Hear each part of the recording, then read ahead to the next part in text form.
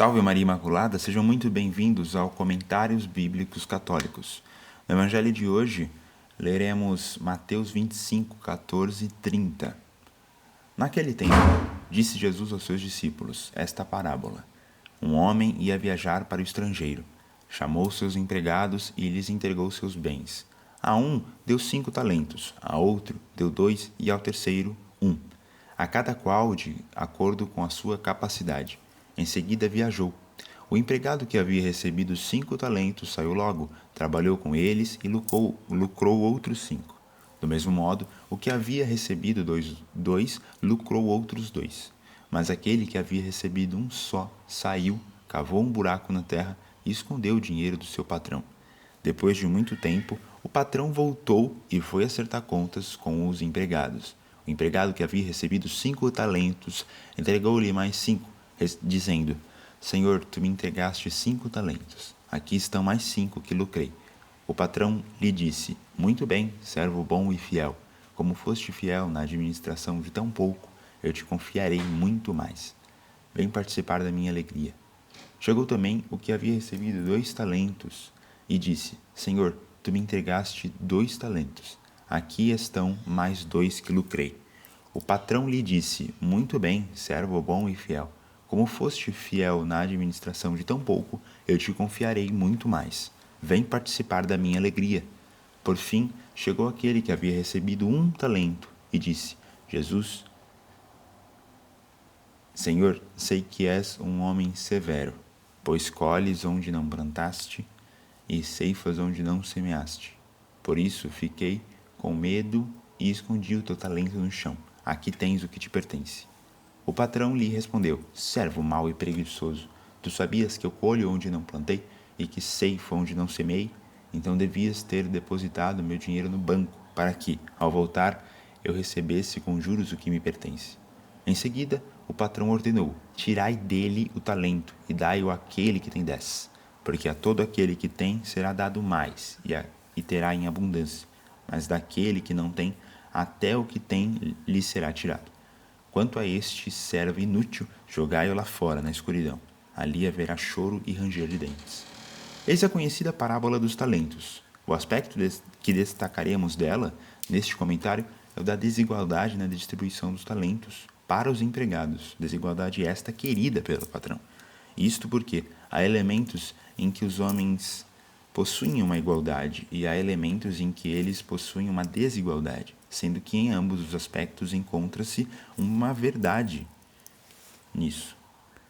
Diz o Catecismo da Igreja Católica nos parágrafos 1934 e 1935. Criados à imagem do Deus único, dotados de uma idêntica alma racional, todos os homens têm a mesma natureza e a mesma origem. Resgatados pelo sacrifício de Cristo, todos são chamados a participar da mesma bem-aventurança divina. Todos gozam, portanto, de igual dignidade.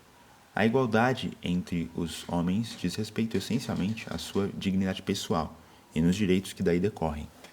Toda a espécie de discriminação relativamente aos direitos fundamentais da pessoa, quer por razão do sexo, quer da raça, cor, condição social, língua ou religião, deve ser ultrapassada e eliminada como contrária ao desígnio de Deus. Fecha aspas. Assim, os homens são iguais entre si pela sua origem, pela sua natureza humana, pela sua vocação à vida com Deus, mas cada um recebe diferentes dons e em diferentes quantidades. Diz o Catecismo, no parágrafo 1936, abre aspas, ao vir ao mundo, o homem não dispõe de tudo o que é necessário para o desenvolvimento da sua vida corporal e espiritual. Precisa dos outros. Há diferenças relacionadas com a idade, as capacidades físicas, as aptidões intelectuais e morais, os intercâmbios de que cada um pôde se beneficiar, a distribuição das riquezas, os talentos não são distribuídos por igual. E o fato de haver essas diferenças não é nenhum mal, como segue o Catecismo. Estas diferenças fazem parte do plano de Deus, que quer que cada um receba de outrem aquilo de que precisa e que os que dispõem de talentos particulares comuniquem os seus benefícios aos que deles precisam. As diferenças estimulam e muitas vezes obrigam as pessoas à magnanimidade, à benevolência e à partilha, e incitam as culturas a enriquecerem-se umas às outras. e traz uma citação da obra O Diálogo de Santa Catarina de Sena, onde Deus se mostra falando, abre aspas, eu distribuo as virtudes tão diferentemente que não dou tudo a todos, mas a uns uma e a outros outra. A um darei principalmente a caridade, a outro a justiça, a este a humildade, àquele uma fé viva. E assim dei muitos dons e graças de virtudes espirituais e temporais, com tal diversidade, que não comuniquei tudo a uma só pessoa, a fim de que vós fosseis forçados a usar de caridade uns para os outros. Eu quis que um tivesse necessidade do outro e todos fossem meus ministros na distribuição das graças e dons de mim recebidos. Fecha aspas. Deus, então, na sua providência, nos coloca na situação de cooperarmos com o próximo segundo as nossas capacidades. Capacidades essas que Ele nos legou, a fim de estimular o crescimento da virtude na graça entre os homens. E diante disso, não podemos ficar parados.